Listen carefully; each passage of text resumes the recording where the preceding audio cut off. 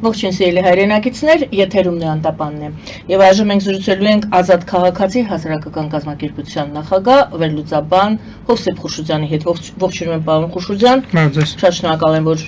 ժամանակ եք գտել։ Միացել եք մեզ։ Խոսելու ենք Ստամբուլյան այցի մասին, ինֆորմացիան շատ քիչ է, գծկտուր է։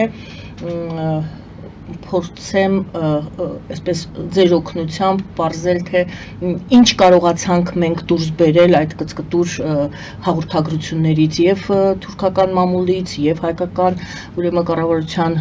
նյութերից եւ ակոս թերթը եւս լուսաբանել էր համենայն դեպս Փաշինյանի հանդիպումը հայ համայնքի հետ համեցեք։ Սկսենք նրանից, որ քանի որ արդեն բարձր է, որ առանձնապես կոնկրետ արդյունքներ չեն եղել եւ միակ արդյունքը ըստ էության հենց այդ այցելության փաստն էր, որ իհարկե կարեւոր է, բայց տոնումների տեղիք է տալիս, որտեղ եթե Էրդողանը հրավիրում էր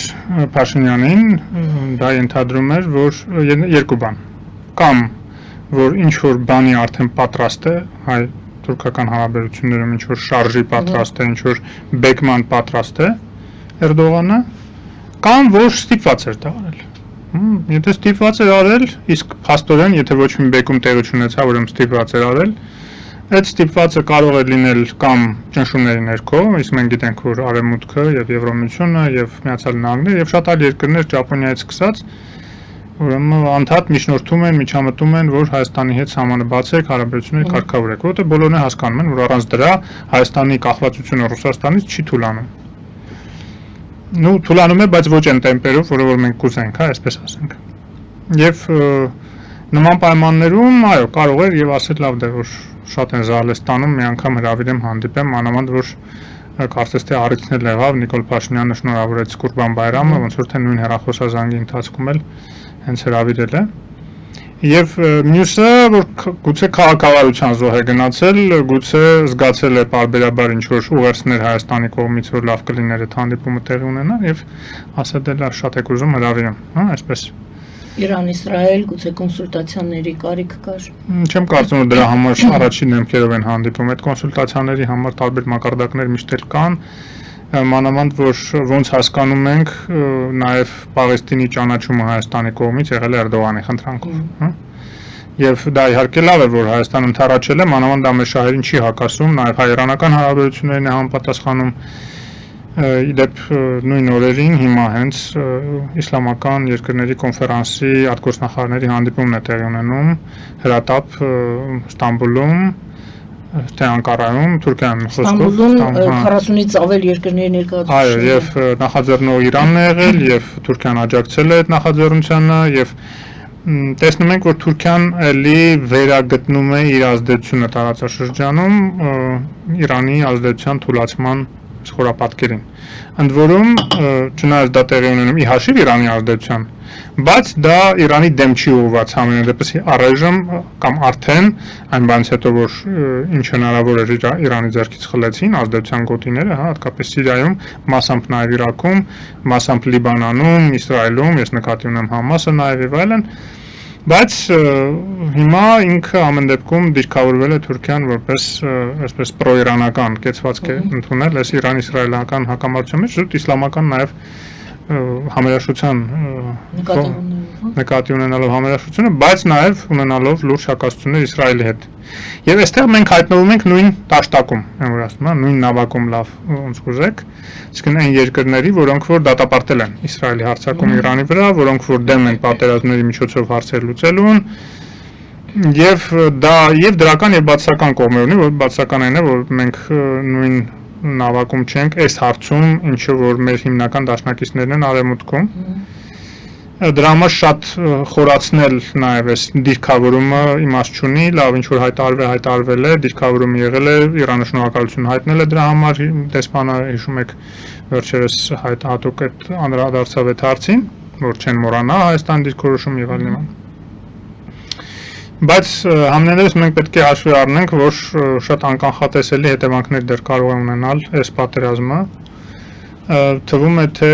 երկուստեք մեծ վնասներ են հասցվում, իհարկե Իսրայելը օդուժի միջոցով, Իրանը բալիստիկ հրթիռների միջոցով, Սա Իսրայելի վրա նման հուժկու առաջի հարձակումներ 70-ականներին տեղի ունեցած վերջին պատերազմից հետո ըստ էության, եւ սա աննախադեպ էր նաեւ Իսրայելի բնակչության համար եւ լուրջ հիմքեր կան մտածելու, որ հենց որ սահմանները բացվեն, մեծ արտահոսք կլինի, արտագաղթ կլինի Իսրայելից, որտեղ շատերը այնտեղ շատ արդեն այսպես փափուկ քաղաքակիրթ կյանքի էին սովոր եւ նման հարվածներից զոհվելու ցանկություն շատերը չունեն։ Իսկ շատերը հենց ներգաղթյալներ են տարբեր բարեկեցիկ երկրներից այդ թվում կամ հակառակը եկել են փախնելով այլ պատերազմներից, հիմա եկել են մի նոր պատերազմի մեջ եւ կարծես թե դա այսպես կարճ ավարտ չի ունենալ, նույնիսկ եթե հիմա դադար լինի ինչ-որ մի պահից, ինչի չի ունենալու, որովհետեւ ընդհանրապես շատ վտանգավոր է ունենալ քո հանդեպ ատելության լցված տասնյակ միլիոնավոր մարդիկ տարածաշրջանում։ Իսկ դա միայն Իրանը չէ, հա, Իրանում 85-90 միլիոն բնակչություն, անկախ նրանից ոնց է վերաբերում այաթոլլաներին, իրենց ղեկավարությանը, իսկ լավ չի վերաբերում մեծ մասի իրանցիների, մենք դա գիտենք, բայց բնականաբար իրենք շատ վրդովված են, որ բազմաթիվ խաղաղ բնակիչներ են զոհվում Իսրայելի թիրախավորումներից, հա մի բան էր, ուրեմն միջուկային օբյեկտներին հարվածելը, ռազմական օբյեկտներին հարվածելը, որ էլի չնայած օրենքի խախտումով էր, միջազգային օրենքների, միջազգային իրավունքի խախտմամբ էր, բայց իհարկե այնպես չի, որ Իրանն էլ միջազգային իրավունքը չէր խախտում, երբ որ անդադ սպառնում էր ոչնչացնել Իսրայելը, որը շատ անխոհեմ քայլ էր կարծում եմ, ինչը որոշակի բարոյական իրավունք էր տալիս միջազգային հանրության աչքերում նաև Իսրայելին կանխելու նման հեռանկարը, առավել ևս եթե այդ բալիստիկ վերտիրներից մեկի վրան միջուկային մարտագլխիկ լիներ, պատկերացնում եք, հիմա Իսրայել գոյություն չէր ունենա ուղղակի։ Եվ նման պայմաններում պարզ չի թե Իսրայելի հեռանկարը տարածաշրջանում ինչպիսին կլինի, որտեղ միանշանակ Նետանյահուի իշխանությունը փոխվելու է, հասկանալի է, դա ժամանակի հարց է, հենց պատերազմները ավարտվեն, իսկ Նետանյահուն նաև դրանով է շահագրգռված, պատերազմները երկարաձգելը, շարունակելը, նորաներ պատերազմների մեջ մտցնելը երկիրը, բացի ինչ-որ օբյեկտիվ պատճառներից, նաև իր սուբյեկտիվ պատճառը կա, որ ուրեմն դատարանի արժեվ չկանգնի, հենց նույն Իսրայելի դատարանի, որտեղ միջազգային դատարանի արժեվ ինքը կանգնել է արդեն հետախուզման մեջ միջազգային հաղորդակցության դատարանի կողմից Պաղեստինում իրականացված ռազմական հանցագործությունների համար, Գազայում կոնկրետ։ Բայց ամեն դեպքում, եթե նույնիսկ Իսրայելում նոր իշխանություն ավելի ազատական, լիբերալ, ավելի խաղաղասեր իշխանություն գա, արդյոք հնարավոր կլինի կարճաժամկետ կամ նույնիսկ միջնաժամկետ կտրվածքով նվազեցնել են ատելության ծավալները, որը գեներացվել է Իսրայելի հանդեպ ամբողջ տարածաշրջանում, թե Սիրիայում, թե Իրաքում, թե Լիբանանում, տեսեք, երևի միակ հարևան երկիրը, որտեղ այդքան մեծ չի ատելությունը բնակչության մեծ մասի մոտ, դա Հորդանանն է, բայց այն էլ շատ մեծ արևմտյան ազդեցության շնորհիվ եւ այն էլ ոչ պաղեստինցիների շրջանում, որտեղ այնտեղ միլիոնից ավել, միլիոն ու կեսից ավել պաղեստինցի ապրում հիմա Հորդանանում եւ Թուրքիայում տեսնում ենք ինչ ատելություն է գեներացվում Իսրայելի հանդեպ եւ նման պայմաններում Ադրբեջանն էլ է մի տեսակ այսպես սպիտակ ագրավի կարգավիճակում հայտնվել, որտեղ նույնիսկ պրոիսրայելական հանրահավաք եղավ Բաքվում, հա, այդ պատերազմը սկսելուց ի վեր եւ հիշում ենք նաեւ 20 թվականի հուլիսի, օգոստոսի այդ հանրահավաքները Բաքվում երբ որ եղավ հակահայկական այնտեղ հիմնական իրենց կարգախոցը այդ երիտասարդության եւ դա չէր կարող վրիպել Իրանի աչքերից, որ մեր հիմնական թշնամիները պարսիկներն են, ռուսներն են եւ հայերն են, հա։ Եվ նման պայմաններում իհարկե Հայաստանը պետք է հասկանա ինչ քաղաքականություն պետք է վարի, որպեսզի ինքն էլ նախարարվածների տակ չընկնի եւ երկրորդը կարողանա այս առիթը օգտագործելով տարածաշրջանային երկրների հետ հարաբերություններ կարգավորի, ձևավորի հատկապես Թուրքիայի հետ։ Ու Իրանի հետ մենք լավ հարաբերություններ ունենք։ Եվ Թուրքիայի հետ ցավոք սրտի ոնց որ թե էլի չի ստացվում։ Որտեղ հենց նախորդին Փաշինյանի հանդիպման նախորդին Ալիևն է այցելում Թուրքիա եւ հանդիպումը այնպես էր կազմակերպված ըստ էության Էրդողանը այնպես էր հրավիրել Փաշինյանին, որ դրա նախորդ օրը Ալիևի այցելին էր։ Եվ բաներ է ասում, որը որ նույն Էրդողանը նույնիսկ, որը որ չի տրամադրում ամենայն դեպս ինչ որ զարգացմանը հայ-թուրքական հարաբերություններին, այդ թվում չգիտես ինչի հիշում է ինչ որ բանաստեղծի տվյալ տարածաշրջանի ծնունդ մի բանաստեղծի, որը Խոջալուի մասին է գրել ինչ որ բան։ Էլ չեմ խոսում, որ Ալիևը խոսում է էլի Արցախը իրենց կողմից ազատագրելու ճակերտավոր մասին եւ այլն, Էրդողանի դրա մասնակցությունը դրանում եւ այլն։ Իսկ ամեն ինչ ասվում է, որ կոպիտ ասած մեր վրա հույս չդնեք, այն որ ձեզ հրավիրել ենք հանդիպման, նրա համար չենք հրավիրել, որ առանձնապես մեծ ցանկություն ենք ունեցել հրավիրել, այլ հրավիրել ենք, որտեղ այդպես էր պետք ստիպված ենք, կամ չգիտեմ, ել եմ ասում, կամ ստիպված ենք ճնշումների տակ, կամ ստիպված ենք քաղաքավարություն ցելնելու, որտեղ շատ եք ոնց որ թե ուզում հանդիպեք։ Եվ նման պայմաններում իհարկե պետք է շարունակել աշխատանքը, այդ թվում։ Այսինքն ձևական բնույթ էր կրում, կարծում եմ։ Ну հա, հիմնականում ձևական, չնայած ել եմ ասում, չեմ նվազեցնում կարևորությունը հենց այդ փաստի առաջի ըստ էության Հայաստանի անկախ Հայաստանի 100 տարվա ընթացքում անկախ Հայաստանի ղեկավարի առաջին պաշտոնական այցն էր։ Մինչև այդ եղել են այցելություններ տարբեր, Լևոն Տեր-Պետրոսյանն է այցելել, հա, գիտենք, այդ փոխադարձ այցելությունները էլի եղել են տարբեր առիթներով, տարբեր միջոցառումների, նույն Նիկոլ Փաշինյան Էրդողանի բանի ինագուրացիայի ժամանակ Այսինքն դիրքորոշումների հիմնական այդ ինչպես ասում են քիվորդերը ասվել է Խոջալուն է հիշատակվել եւ Ալիևի այո հռետորաբանության մեջ կային այդ կետերը եւ հիշենք որ Էրդողանը նաեւ այդ իր խոսքի մեջ որ ասեց էլի մի սիրտ է, մի մարմին է եւ այլն, ասես մենք նույն երազանքները ունենք Ադրբեջանի հետ, այդ իրենց երազանքների մեջ, այսինքն բոլոր նրանք, ովքեր շատ հոռետեսոր են, շատ մտահոգված են այդ հանդիպումից եւ համարում են, որ Էրդողանը հերթական անգամ Փաշինյանին կարող էր պարտադրել կատարել Ալիևի պահանջները, դուք կարծում եք, որ չի բացառվում այնուամենայնիվ ճնշման էլեմենտ այդ հանդիպման ընթացքում։ Ուրեմն տեսեք, Ալիևի նույն օրերին այցելությունը Ես ենթադրում եմ կապված էր նաև այն հույսի հետ, որ Էրդողանը ունեցել է, որ կկարողանա եռակողմ հանդիպում կազմակերպել, փաստորեն հայտնվելով միջնորդի կարգավիճակում Ալիևի եւ Փաշինյանի միջև Հայաստանի եւ Ադրբեջանի միջև։ Դա կարող է տեղի ունենալ միայն մի դեպքում, եթե երկու կողմն էլ նախորոք համաձայնվեն այն արդյունքներին, որը պետք է դրվեր սեղանին։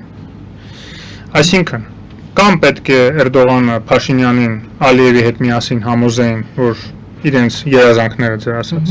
կատարի, այսինքն հայտնի է, չէ՞, Զանգեզուրի միջանցք իրենց արտահայտմամբ, այլ չեմ խոսում ինչ որ խելակորույս, ինչ որ գաղափարները, որ անդադ Ալիևը հնչեցնում է ինչ որ փախստականների մասին, ինչ որ ուրեմն սահմանադրության մասին եւ այլն եւ այլն։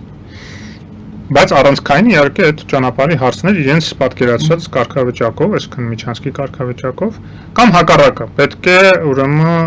Փաշինյանի հետ միասին Էրդողանը ասեր Ալիևին, դե քանի որ Փաշինյանը արդեն ոնց որ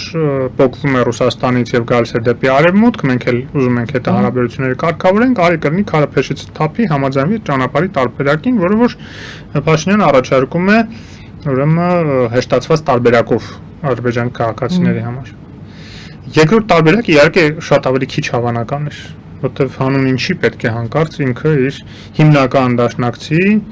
ուրեմն հաշվին, ցանկությունների հաշվին, ինչքան էլ դրանք խելապակաս ցանկություններ լինեն, բայց ամեն դեպքում դրա հաշվին ինչ որ Փաշինյանին այսպես շնոր աներ, հանուն ինչի։ Դա տեսանելի չի, որտեղ ոչ այդ ծավալի ճնշումներ են տեսանելի Թուրքիայի հանդեպ, ոչ էլ Ադրբեջանի հանդեպ, հա, որ համաձայնվեն նման բանի, իսկ դա, այսինքն արդյունքը լինելու էր բարձր խաղաղության պայմանագրի նաև ստորագրումը առանց ուրեմն որևէ միջանցքի տրամադրման։ Եվ ենթադրում եմ, որ քանի որ երկուստեք որևէ համաձայնություն չի եղել, ոչ Ալիևի կողմից այդ քայլին գնալ եւ ենթադրում եմ Էրդողանն նրան նման բանի չի էլ դրթել, այլ Փաշինյանը չի համաձայնվել նման քայլի գնալ եւ որ գինը լինելու էր այդ երակողմ հանդիպումը, դրա համար այդ երակողմ հանդիպումը չի կայացել, թեկուզ ոչ ֆորմալ չնախատեսված, բայց Էլ եմ ասում, պատահական չէր, որ այդ օրերին էր հրավիրել երկուսին էլ, որ եթե հանգարց այդ հաջողությանը, այդ հնարավորություն ունենար, համաձայնությունը ստացած լիներ, միանգամից նստեցներ սեղանի շուրջ եւ ստորագրեր, պատկերացնեք Թուրքիայում ստորագրվեց խաղաղության պայմանագիրը Հայաստանի Ադրբեջանի միջեւ։ Ստորագրվել, բայց բանակցություններ լինեին, որովհետեւ նույն օրը Բայրամովը իհարկե նրա համար էր եկել Ստամբուլ, որպեսզի մասնակցի այս իսլամական համագործակցության կազմակերպության այդ արտահերտ նստաշրջանին, որի մասին մենք խոսեցինք, բայց Բայրամովը եւս Ստամբուլ մոլում էր այդ օրերին։ Այսինքն մենք չենք կարող ենթադրել, բայց փաստը արձանագրում ենք։ Ալիևն է եղել նախորդ օրը եւ հաջորդ օրը եւ նույն օրը Բայրամովը եւ Փաշինյանը։ Գուցե մեզ շատ բան չեն ասել։ Գուցե մեզ չեն տեղեկացրել։ Ես չեմ բացառում, որ ինչ որ հանդիպում արտգործնախարարների մակարդակում եղած լինի եւ ինչ որ բաներ քննարկած լինեն, բայց ամենայն դեպս քանի որ որևէ արդյունք եմ ասում չկա եւ որևէ հայտարարություն չկա։ Ինչու՞։ Չեմ կարծում, եթե լիներ ինչ պիտի գաղտնի ինֆորմացիա։ Որտեղ արդյունք չի եղել։ Եթե արդյունք կլներ, պիտի հայտարարեն, բոլորն էլ ձեռ կտար հայտարարեն արդյունքի Այսինքն դուք ասում եք, այո, ինչպես եւ դուք ասում եք, դա ցուցադրաբար, այսպես ցուցադրական ինչ որ հույս եղել է, որ կլինի ինչ որ արդյունք, ամենայն դեպս Էրդողանի մոտ նման հույս եղել է, դրա համար է երկուսին այդ նույն օրերին հրավիրել, բայց քանի որ Փաշինյանը չի համաձայնվել, իսկ ես վստահ եմ, որ զիջող կողմը նշանակվել էր Փաշինյանը, այլ ոչ թե Ալիևը Էրդողանի կողմից, դե որ չի համաձայնվել, ուրեմն ընդհանրապես հանդիպել են եւ նաեւ իդեպ մտահոգություններ կար մեր դիտողների մոտ, իմ շրջապատում հարցնում էին, ինչի փոխարտգործնախարարի մակարդակով են դիմավորել իրեն, կարմիր գորգ չեն փռել եւ այլն, կարծես թե դա արողակարգային հարցեր են, որոնք որ այցի կարգավիճակի հետ են կապված։ Աշխատանքային, այլ ոչ թե պետական, հա, պետական այց չէ։ Պետական ոչ։ Փաշինյանից մի փոքրիկ դրվագ ունենք այդ հանդիպման հետ կապված, իհարկե շատ բան չի ասում։ Փաշինյանը ասել է տարածաշրջանային մի շարք հարցերի վերաբերյալ Հայաստանի Հանրապետություն Թուրքիայի դիրքորոշումները բավականին մոտ են։ Այս սա ունեցանք ընդամենը արդյունք որպես ակնհայտ է Իսրայել-Իրան պատերազմի մասով։ Առնվազն ճանապարհները բացելու մասով առնվազն անկախ այդ մի դրվագից, որ Թուրքիան գուցե կուզեր, որ դա միջանց լինի, բայց առանձնապես չի պնդում եւ պարբերաբար վերջերս տեսնում ենք միջանց բառը չի օգտագործում, հա։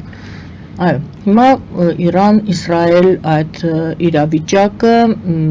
դե վերջին տեղեկությունները այն է, որ Իրանը պահանջում է, ասում է Իսրայելը կդադարեցնի, թող դադարեցնի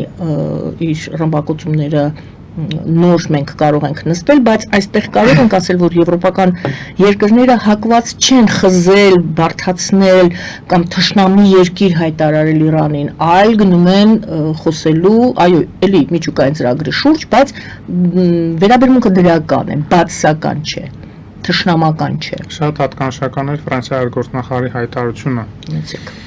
այն մասին, որ ճիշտ է Իրանը չպետք է միջուկային զենք ունենա, դե Իրանը չի ասում, որ ես պետք է ունենամ, իրենք նույնիսկ ասում են մենք ֆեթվա ունենք, հա, բանի այաթոլլայի ֆեթվա ունենք, որ մենք չենք ունենալու միջուկային զենք, որտեղ ընդհանրապես դա հարամ է եւ անչափ բաներ։ Այլ մենք ընդհանրապես հարստացնում ենք Իրանը մեր առողջապահական, գիտական, տարբեր սոցիալական խնդիրներ լուծելու համար։ Էներգետիկ Հիմա տեսեք, Եվրոպան նույնչափ շահագրգռված չէ աշխարհաքաղաքական հաշվեկշռի բալանսի փոփոխությամբ տարածաշրջանում, որքան որ այս դեպքում նաև Ռուսաստանն ու Չինաստանն, ինչքան էլ որ դա տարօրինակ կարող է հնչել։ Ինչի, որտեվ այդ բալանսի փոփոխությունը լինելու է հօգուտ Թուրքիայի եւ Իսրայելի, Իսրայելը իրեն լավ չի դրսևորել մինչև հիմա եւ շատ ագրեսիվ պահվածքով իր նաև էլ չեմ ասում, որ չի ենթարկվում Հագայի միջազգային դատարանին։ Տեսեք, Իսրայելը այն երկիրն է, որ չի միացել նույնիսկ միջուկային զենքի չտարածման համաձայնագրին, ի տարբերություն Իրանի, որը միացել է դրան։ Եվ նման պայմաններում առավել եւս եթե հանգարց Իրանը կազմալուծվի, որի նպատակը ըստ էության նպատակներից մեկն է Իսրայել։ Կազմալուծվի թե ռեժիմի փոփոխություն Ոչ միայն, չէ, հենց դուք կազմալուծում այո, այն քարոզչությունը, որ տարվում է Իսրայելում, պաշտոնական մակարդակում չեն ասում նման բան, բայց քարոզչությունը եւ իրենց պրոքսիների աշխարհով մեկ դրան է գնում, որ ինչի պետք է այնտեղ Իրանում բելուջները առանձին պետություն չունենան, արաբները Խուզիստանում առանձին չունենան, քրդերը չունենան, ադրբեջանցիները հատկապես իրենք հատկապես շեշտը դրվում է Ադրբեջանի վրա, ուրեմն իրանական Ադրբեջանի եւ նման պայմաններում ոչ մեկին դա ձեռք չի տալիս բարձր է, հա, ոչ Եվրոմիությանը, որտեղ ցանկացած նման տարանջատում, որը կարող է բերել քաղաքացիական պատերազմի եւ հսկայական նոր միլիոնավոր փախստականների, տարածաշրջանային ցնցումների եւ այլն, բարձր է հազիվ Սիրիայի պատմությունը մի կերպ մարսեցին այդ միլիոնավոր փախստականներին, մի կերպ աբսորբացրեցին, այդքան աչական տրամադրություններ աճեցին արդյունքում պոպուլիստական Եվրոպայում մազեր մնացել, որ շատ երկրներում իշխանություն չվերցնեին, եւ հիմա հանգարց նոր մի այսպիսի պայթյուն, դա Եվրոպայի համար շատ վտանգավոր, չեմ ուզում կործանարար բառը օգտագործել, որտեվ այդպիսի բաներ չի դեռ դիմակայել, այդպիսի բաներին դեռ չի դիմակայել ուրեմն Եվրոմիությունը, բայց համենայնդեպս շատ ծանր հետևանքներ ունենալու, դրա համար իրեն ընդհանրապես պետք չի նույնիսկ ընդհանրապես պատերազմ եւ այս հարցակումը ինչքան էլ իրենք ասում են, այո, Իսրայելը ինքնապաշտպանության իրավունք ունի, հա, դե ինքնապաշտպան կարող են անվանել, որտեղ եթե Իրանը անդադ ասում է, պետք է ոչնչացնեմ քեզ, հեսա միջուկային զենքն էլ ճիշտ է չի ասում, ստեղծում են, բայց այդ ուղղությամբ աշխատանքներ են տանում։ Ինչքան էլ Միացյալ Նահանգների հետախուզությունների այդ ղեկավարը Թուլսի Գաբարդը իր զեկույցում նշել էր, որ իրենք չունեն տեղեկություններ, որ Իրանը ատոմային զենք է պատրաստում, բայց Թրամփը ասում է, այդ ինձ քիչ է հետաքրքրում, Թուլսի Գաբարդը ինչ է ինձ ասում, դա էլ մի ուրիշ նոնսենս, հա, ասենք, չնայած մեկ էլ ԿՀՎ-ից ասում են դա մենք էլ ունենք, որ արտահոսք են տալիս, որ այ մենք ունենք այդպես տեղեկություններ, Իրաքի պատմությունն է դառնալու, հա, Իրաքի վրա ասացին քիմիական զենք ունի, հարցակվեցին, տեսան ոչ մի քիմիական զենք էլ չկար, թե միջուկային զենք, չեմ հիշում արդեն, հա, քիմիական կարծեմ։ Հա, դա էլ հիմա անդադ դեմ են տալիս Տրամփին, ասում են պատրաստես վաղ միսօր նույն բանի առջև կանգնես, որ կեղծ ինֆորմացիայի վրա ներքաշեցիր Միացյալ Նահանգների նման ծախսատար նաև հատկապես պատերազմի մեջ, որտեվ նախ սկսենք նրանից, որ ես բացառում եմ, որ հողի վրա ինչ-որ ռազմական գործողություններ Իրանում լինեն որևէ երկրի կողմից, որտեվ ցամաքային օպերացիա սկսել Իրանում, դա շատ ծանր հետևանքներ ունենալու են երկրի համար, որ սկսում է, որտեվ դա Իրաք չի։ Ինչքան էլ օդում գերակայություն ունեն, որ Իրաքում էլ ունեն, Իսրայելը արդեն ինքնուրույն օդում գերակայություն է ստացել, որից շատ ոգևորվել է Տրամփը եւ անդադ ուզում է այդ դափնիները մի մասը իր վրա վերցնել եւ իր պաշտոնական ներկայացուցիչները ասում են մենք կապ չունենք դրա հետ, Ռուբիոն հայտարարում է որ Միացյալ Նահանգները չի միջամտել ընդհանրապես կապ չունի, բայց Տրամփը ասում է մենք արդեն գերակայություն ենք ստացել Իրանի երկնքում, մենք փայլուն օպերացիա իրականացրեցինք, ասես ինչ որ ուզում է անպայման ասենց իրեն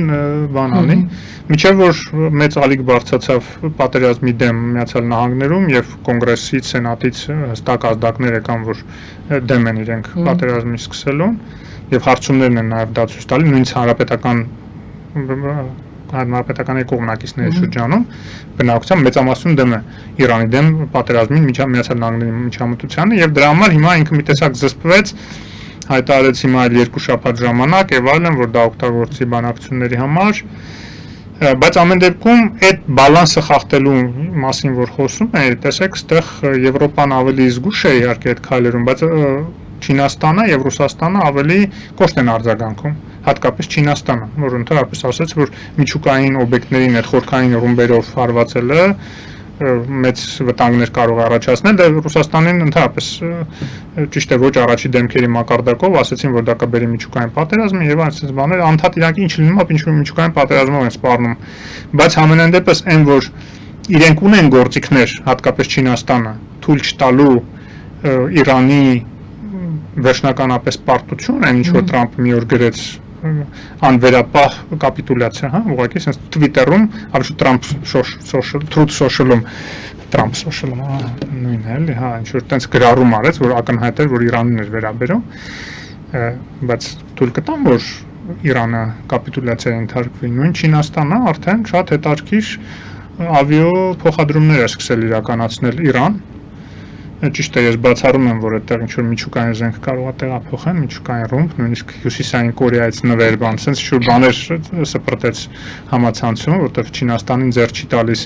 ոչ միայն նոր միջուկային տերության հայտնվելը, անկախ նրանից, որ իր հետ լավ հարաբերություններ ունի, բայց դա իսլամական երկիր է, ծայրահեղական, գիտեք, այսօր լավ հարաբերություններ ունի, վաղ կարող է ասեն Ալլահը ասում է Չինաստանի դեմ պատերազմ, իսկ ի դեպ Չինաստանին տարբեր իսլամական ուղղությունների համար համաձայն Չինաստանը թիվ 1 թշնամիներից է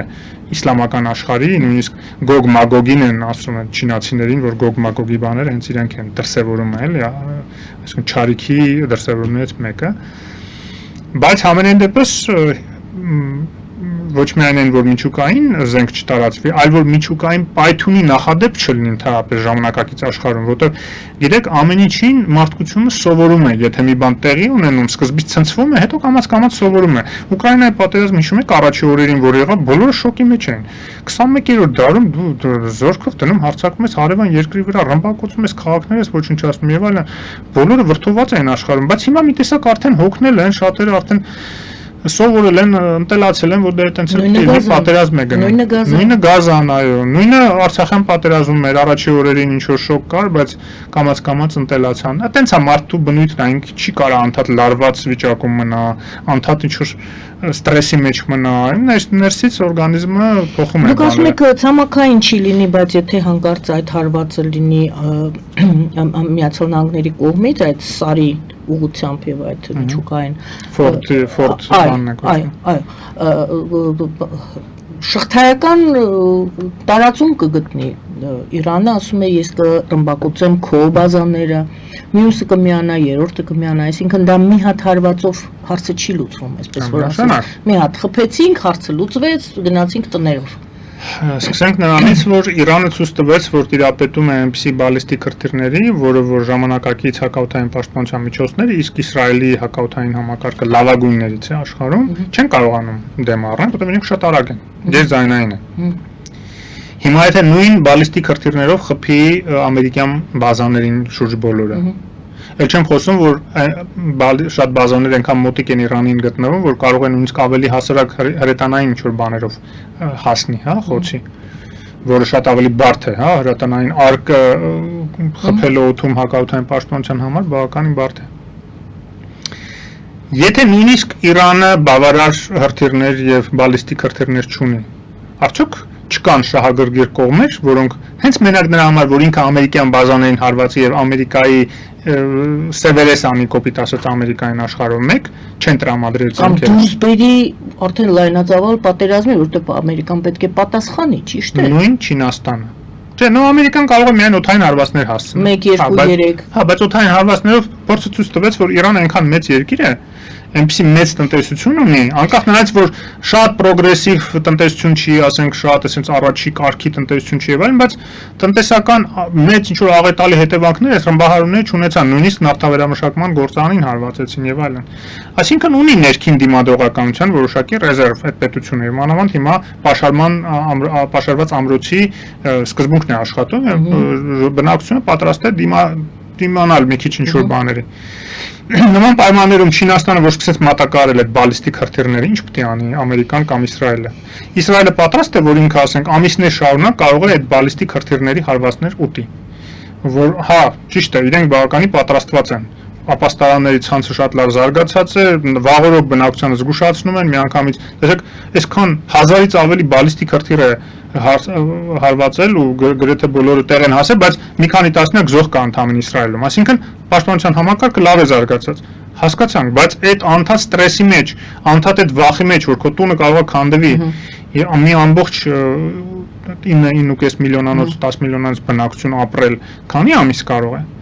Հասկանում եք, բաներ կա, որ սխալ են հաշվարկված, որ միայն ավիահարվածներով ինչ որ լուրջ հարցեր լուծել եւ այլն, հա, կարեւոր էր, որ կարողացան, իրենց համար կարեւոր էր, որ կարողացան ռազմական ենթակառույցները Իրանի իրապես թույլատրել եւ ինչքան երկար հարվածեն, հա, այնքան երկար կթույլատրեն։ Իրականում շատ դաժան բան է, եթե դու օդդ չես տիրապետում եւ ինչ որ երկիր գալիս է հերթով քո ենթակառույցներին խոցում է, հարվածում է եւ դու կարող ես չհասցնես էլ վերականգնես։ Բայց համենայն դեպս դա կրիտիկական չէ երկիր կործանվելու եւ այլնի դեպքում, եթե դու ունես դաշնակիցներ, որոնք շահագրգռված են, որ դու չկործանվես եւ որ դու կարողանաս երկար ժամանակ դիմակայել, ընդ որում ոչ միայն Իսրայելին, այլ նաեւ եթե հանգարց Միացյալ Նահանգները ներգրավեն, նաեւ Միացյալ Նահանգներին։ Հիմա եւ որպես ամփոփում տանք լուծում դե պատային ինչ որ մի պահ կարող է գալ, որ պատային լինի, սա Ռուսաստան-Ուկրաինա պատերազմը չէ համենայն դեպս, ճիշտ է, որը կարող է շարունակվել դեռ տարիներ եւ տարիներ։ Թե կարծում եք կարող է այսպես գնալ եւ գնալ։ Գիտեք, կարող է,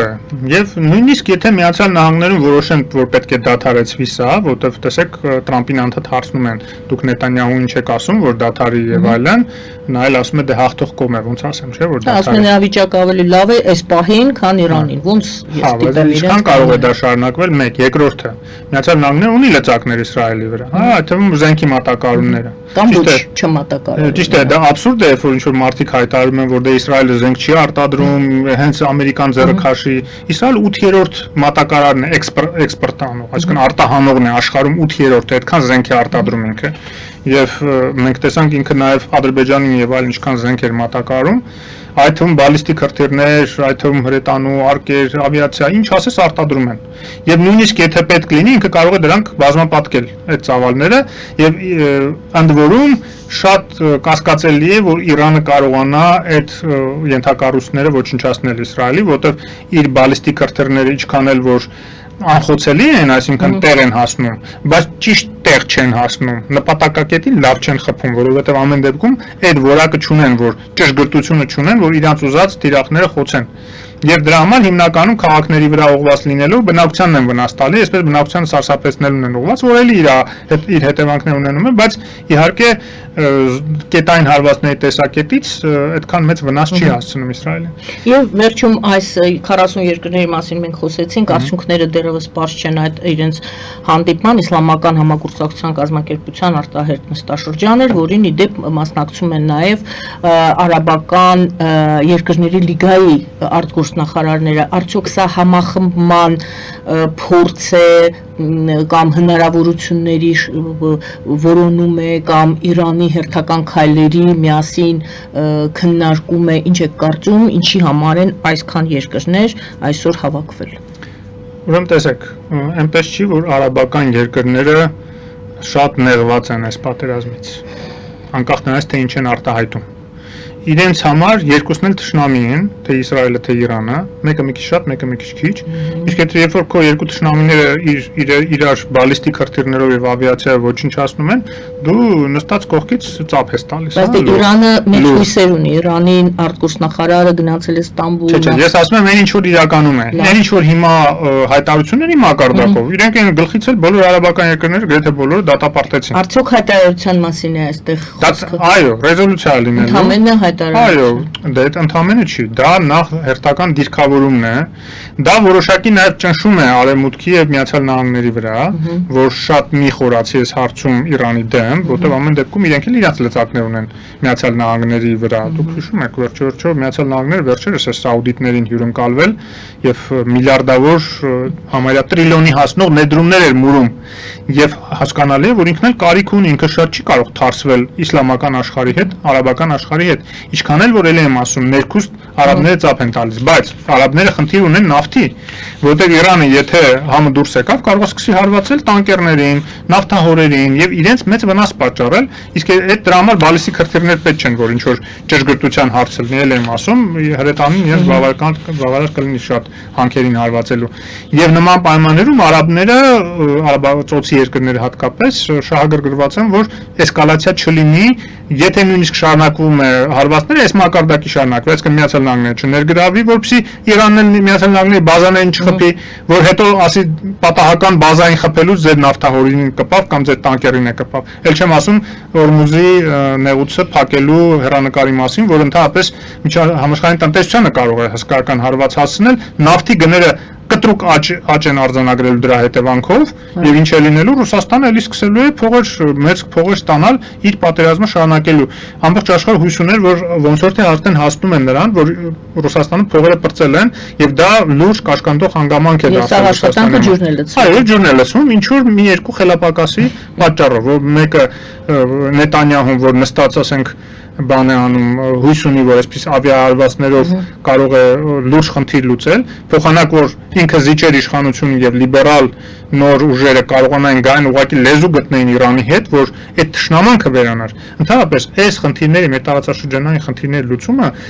ազգերի միջև ատելության թշնամանքի վերացման ճանապարհով պետք է լուծել, այլ ոչ թե փոխադարձ ոչնչացման, փոխադարձ ուժերի հալավ սպառնում են ինչ էին անում, շատ դեպքերում նաև ռետորաբանություն էր։ Դուք պետք է փորձեիր նաև Միացյալ Նահանգների ռեսուրսը, Եվրոպայի ռեսուրսը օգտագործելով դիվանագիտական փոխել այդ պարադիգման, այդ թշնամությունը վերացնել։ Մանավանդ Աբրահամական համաձայնագրերից էր խոսում արաբական երկրների հետ եւ մազեր մնացել, փոխանակտեղել Համասի հետ, Համասին լավ, Համասի հետ չէ, գոնե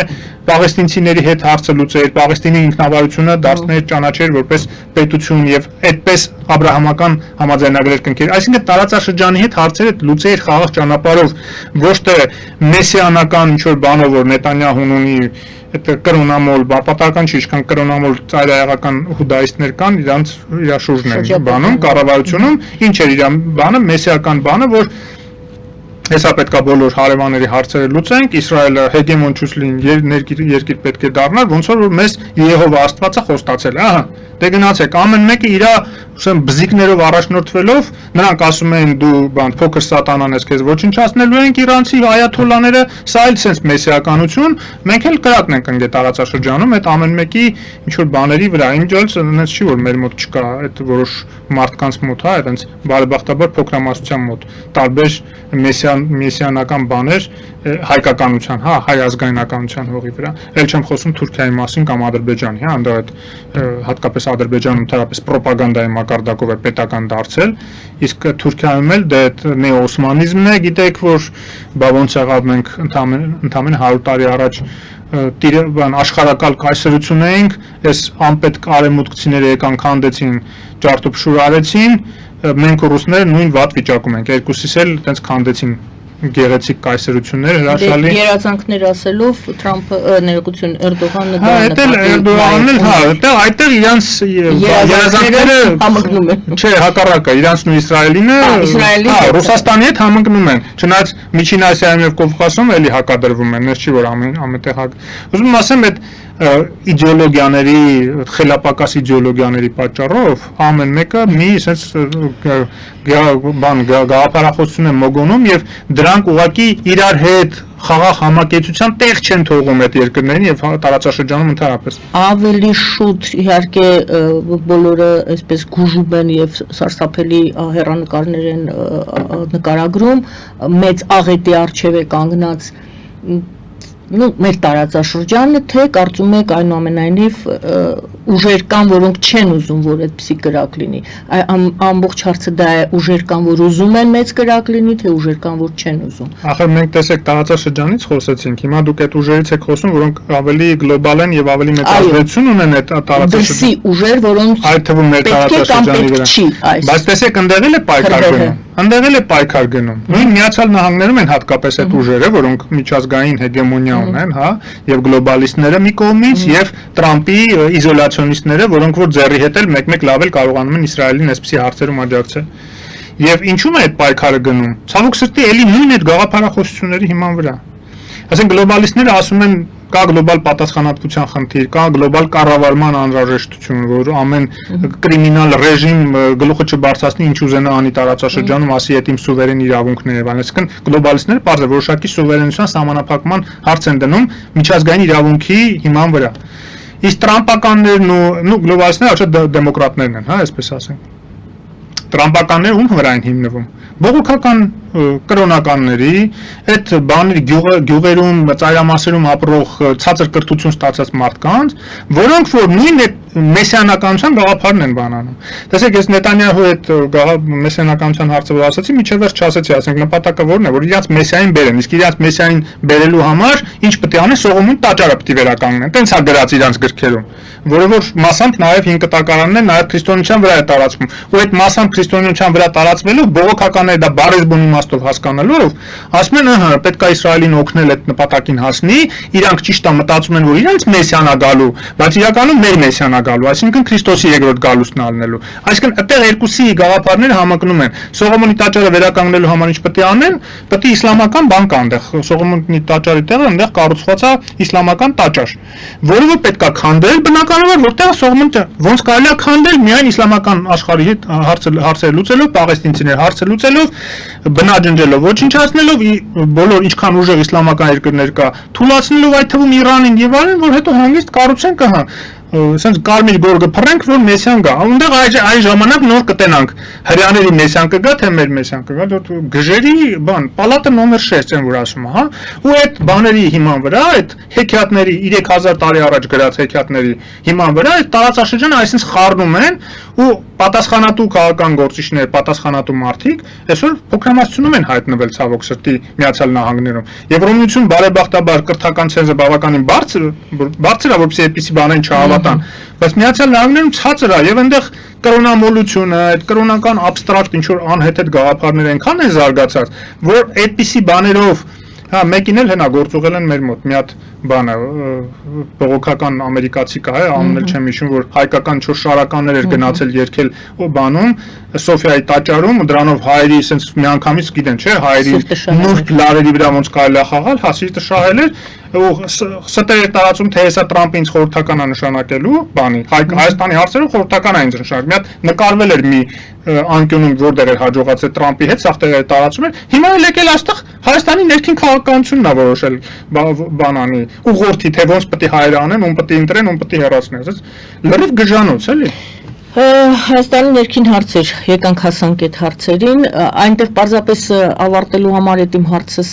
մեծ հրդեհ է լինելու թե չէ, տպավորությունը այնպիսին է, այնպես նկարագրեցիք, որ այո, ամեն ինչը պլանով գնում է դեպի մեծ հրդեհ, իսկ մնացած ուժերը դույլերով փորձում են այդ հրդեհը մարել, հա, մի մասը մարել, մի մասը հակառակել։ Դույլերով ավելի բորբոքել։ Մի մասն է, այսինքն մենք դեռ չգիտենք ինչ առաջ ենք կանգնած։ Եվրոպան նույն Գազայի պահով շատ կոշտ դիրքորոշում էր որդեգրել Իսրայելի դեմ։ Եվ Նետանյահուն շեղելով թեման դեպի Իրան, ըստ էության շեղեց ոչ միայն Գազայից, նաև շեղեց ուկրաինական պատերազմից բոլորի ուշադրությունը։ Բայց ամեն դեպքում Եվրոպան բավականին պատասխանատու է այդ իմաստով, որ ասում ինչ ես անում այդ բնակչությանը հերիք կարող։ Տեսնենք պատասխանատու է եւ հետեւողական, թե չի կարողանալու լինել, դա էլ մենք դիտենք։ Մի բան է պատասխանատու լինել դիրքորոշման տեսակետից, մի բան է այդ կարողությունները ունենալ լծակների ազդեցության տեսակետից, հա։ Եվ այս պարագայում իհարկե մենք տեսնում ենք, որ Եվրոպայում էլ այդ պայքարը կա, այնտեղ էլ կան ծայրահեղ մոտեցումներ, բայց հիմնականում մեծ մասամբ Իրանին էլ եմ ասում, շատ բալանսը չխախտելու տարածաշրջանում եւ Իրանին թույլ չտալու, որ կազմալուծվի, ռեժիմի փոփոխությունը այդպես նայում են, հատուկ չեն իրենք մղում որևէ բան այդ ուղղությամբ չեն անում, բայց դեմել չեն լինի, եթե այնտեղ նույն գիտեք ում են ուզում բերեն, հա, Ռզա շահի որդուն, Փահլևիների դինաստիայում, որը շատերը ասում են ոչ էլ առանձնապես հեղինակությունն Իրանում, չնայած որոշ իր կողմնակիցներ էլ պնդում են, որ Իրանի բնակչությունը պատրաստ է իրեն ընդունելու, հա։ Իդեպ եթե մինչ այդ չկազմալուծվի, ինչպես դուք ասում եք, որովհետև քրդերը այնտեղ շատ ակտիվ են արդեն։ Հետարքիր տելեգրամյան ալիք կա, Revolution Virania, ռուսերենն եմ հետևում, մի պարսիկ փորձագետ է վարում, վերջերս է Պորտնիկովի հետ հետարքիր մի հարցազրույց էր տալիս, ինքը շատ ճիշտ բաներ է ասում, որ ես զգացել եմ նաև Իրանի մեր վերջի այցելության ժամանակ, Սոփա Սաֆարյանի հետ որ գնացել ենք իրենց հրավերով։ Ուրեմն տեսեք, Իրանի ադրբեջանցիները իրենց որպես այսպես առանձնացված էթնոս իրանցիներից չեն զգում, այլ իրենք զգում են որպես նույն Իրանի տերերը, ոնց որ պարսիկներն են։ Նո պարսիկ ասել էլ, գիտեք, մի քիչ բան է, պայմանական է, որտեղ իրանցիները իրենց իրանցի են համարում, ոչ թե պարսիկ։ Պարսկաստան, Ֆարս եւ այլն, դա հույների դրած անունն է, հա, Պերսիա։ Իսկ Իրանը միշտ Իրան է անվանել, որը որ արիական այդ բանից է գալիս, եւ դրա համար իրանք ասում են այ իդեպ իրենց մոտ էլ նախա իսլամական բաների վերադարձի տենդենսներ կա շատ բնակչության, հատկապես երիտասարդների մոտ,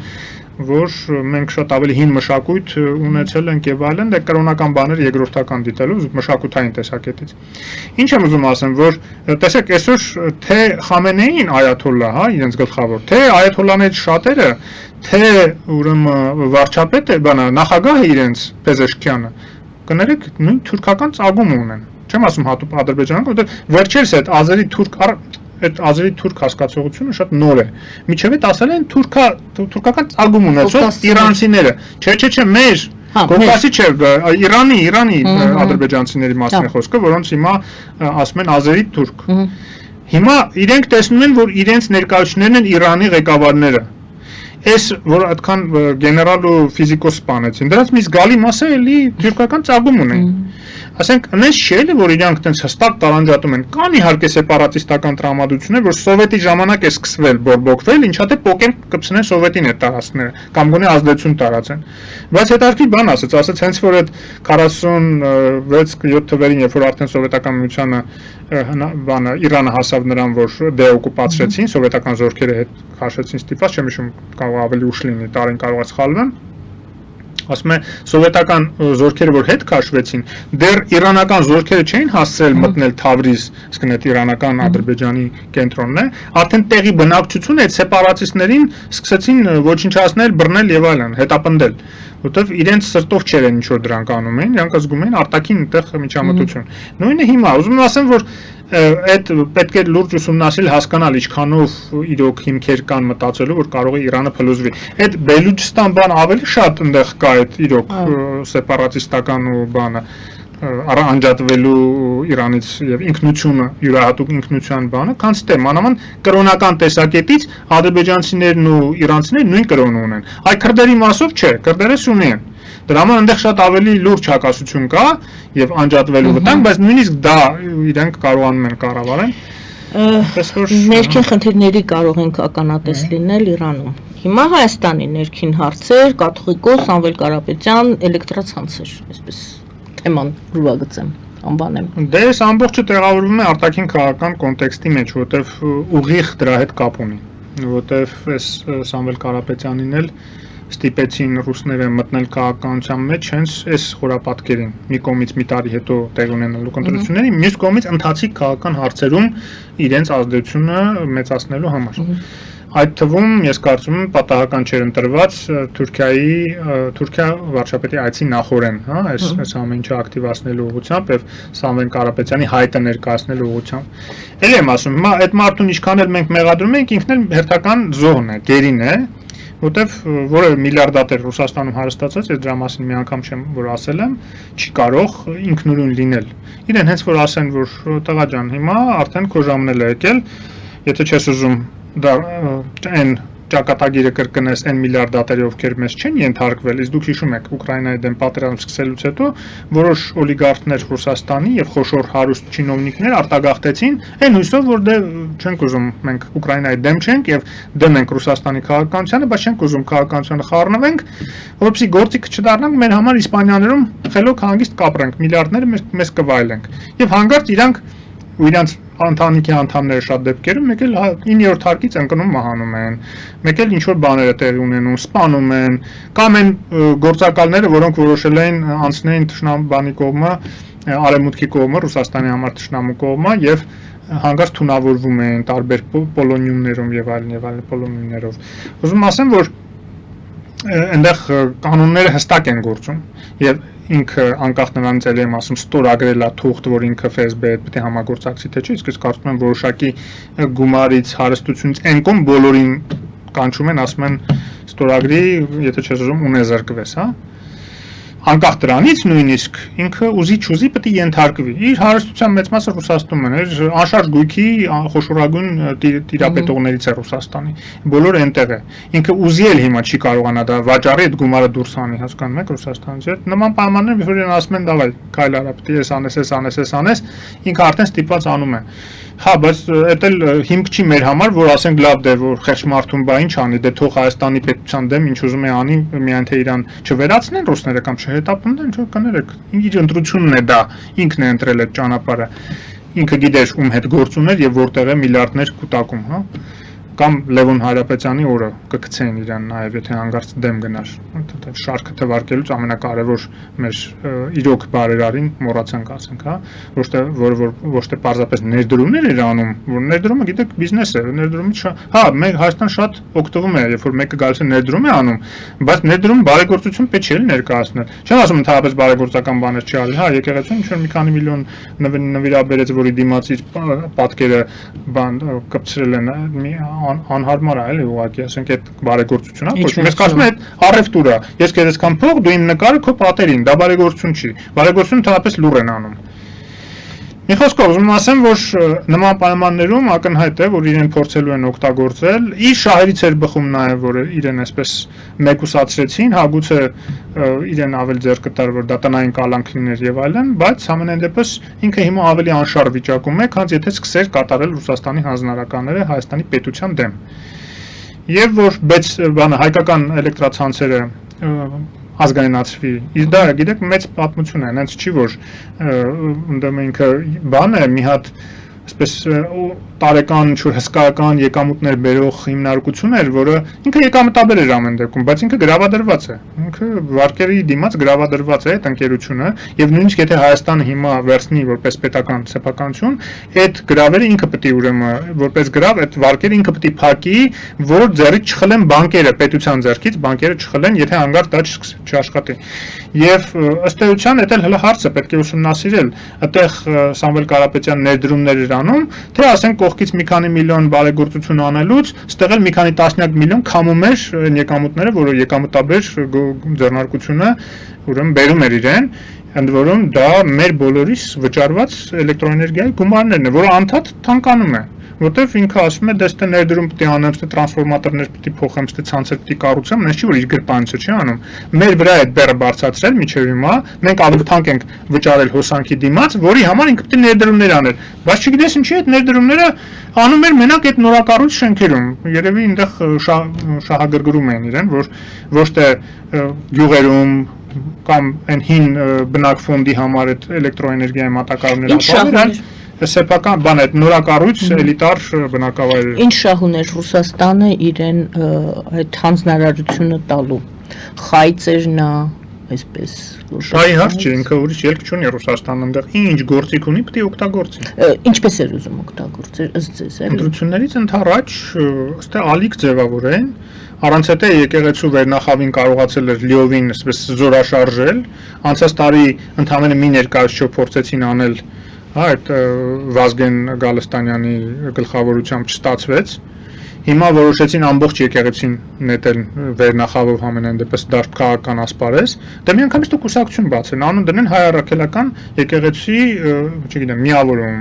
կամ ինչ-որ մյուս կամ հարապետական կուսակցության արարածյան թեմ, ինչ-որ sense մի հատ բաներ ստեղծեն, մտնեն քաղաքականության մեջ։ Եթե սահմանադրություն խախտել է, նոր չեն խախտել, էլի։ Հեղինակազրկում են իհարկե, բայց իրանք թքած ունեն, որ կառույցը հեղինակազրկում են, հələ ուրիշներն են մեղադրում։ Երբ ուրիշները ասում են՝ «Մի րոպե, դուք հեղինակազրկում եք կառույցը ձեր քայլերով, ձեր ապօրինություններով, ձեր ուխտադրժությամբ, կարգը խախտելով եկեղեցու», ասում են՝ «Այ դուք որ նշում եք դա, որ մենք խախտել ենք, այ դրանով հեղինակազրկում եք կառույցը, կներեք էլի»։ Այդ նույնա որ թալանում էին բանակը ժամանակին իրենց օրթախները հանրապետականները նախքին թալանում էին մենք ասում ենք մի րոպե մի թալանեք կազմալուծում եք կառույցը ասում են մի ասեք որ մենք թալանում ենք թուրքերը նայում են ուրախանում են որ դուք բացահայտում եք այդ ամեն ինչը այժմ այնպիսի իրավիճակ է ստեղծվել հարցի տեսքով եմ ասում ոչ թե հայտարարում եմ որ ինչ էլ անես հեղինակազրկվում է կառույցը Փաշինյանը իր գործողություններով հեղինակազրկում է կառույցը, Ռուսաստանը իր գործողություններով հրահրելով ինչ-ինչ գործողությունների հեղինակազրկվում է։ Փաշինյանը հաստատում ենք ունենք անելանելի վիճակ։ Չէ, անելանելի չի, ճանապարհ է ցույց տալիս, ասում է նորմալ կաթողիկոս ընտրեք, նորմալ ղեկավարներ ընտրեք եկեղեցու, որոնք որ չեն հեղինակազրկի կառույցի եւ կվերականգնեն հեղինակությունը, որոնց կհարգի ժողովուրդը որոնց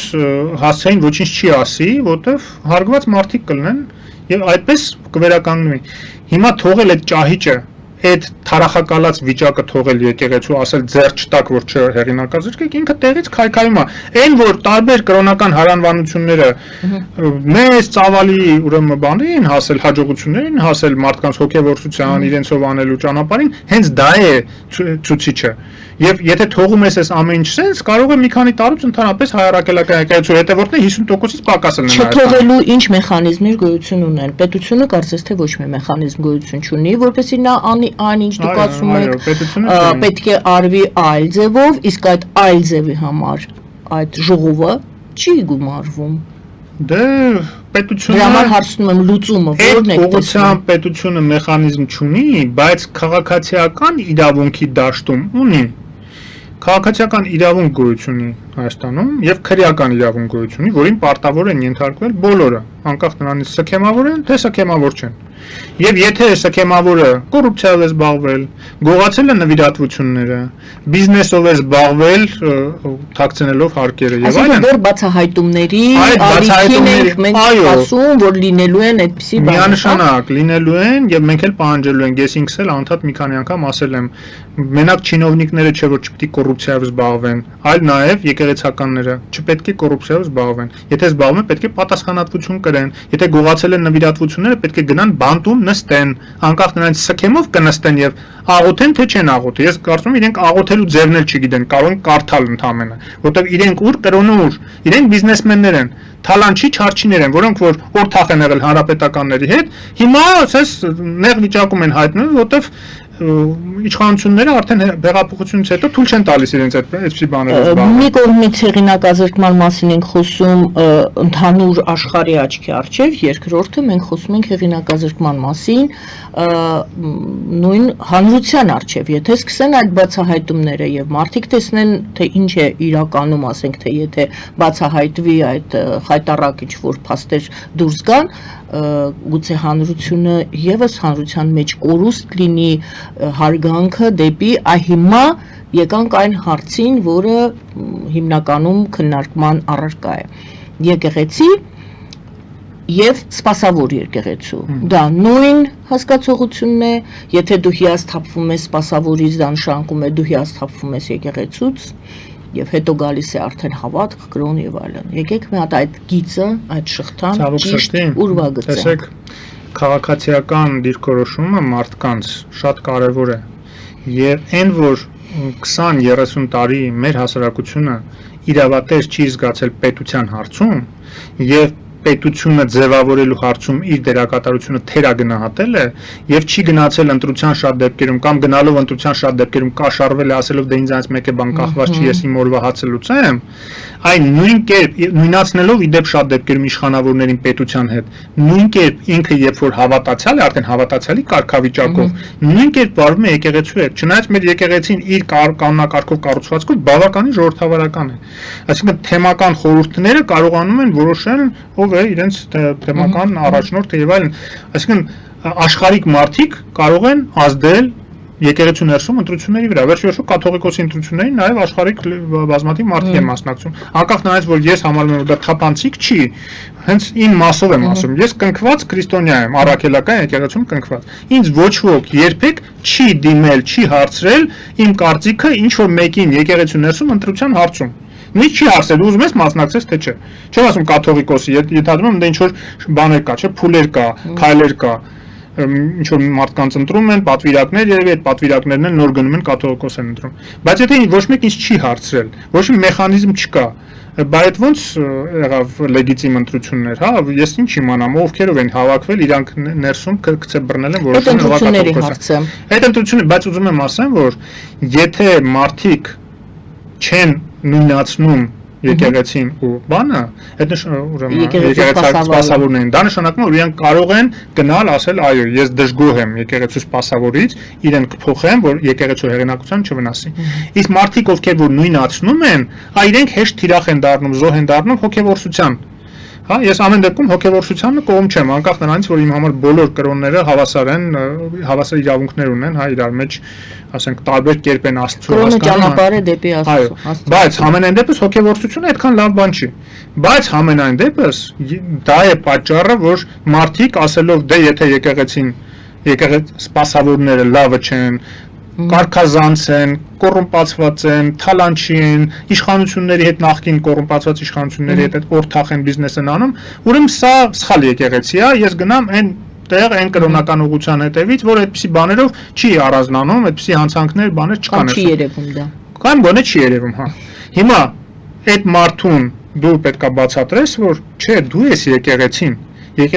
եկեղեցու համայնքն է, մարդիկ են, ոչ թե կառույցը։ Եկեղեցին Շինությունը ընդամենը տեղն է։ Այո, եկեղեցին աղոթատեր է։ աղոթատերն է։ Այ հենց այդ է, որ մարդիկ հենց միջև դա չհասկանան, իրենք իրենց պատասխանատվություն, իրենց վրա չեն զգա պատասխանատվություն փոխել եկեղեցու ներսի իրավիճակը եւ այդ արատները վերացնել, այլ ոչ թե փախուստի դիմել, արտագաղթել եկեղեցուց, դա էլ մեր մյուս բնավորությունն է։ Կներես, եթե դու հավատացյալ ես, պայքարի քո հավատի տաճարը մաքրելու համար, չէ՞։ Քրիստոսը ո՞նց եկավ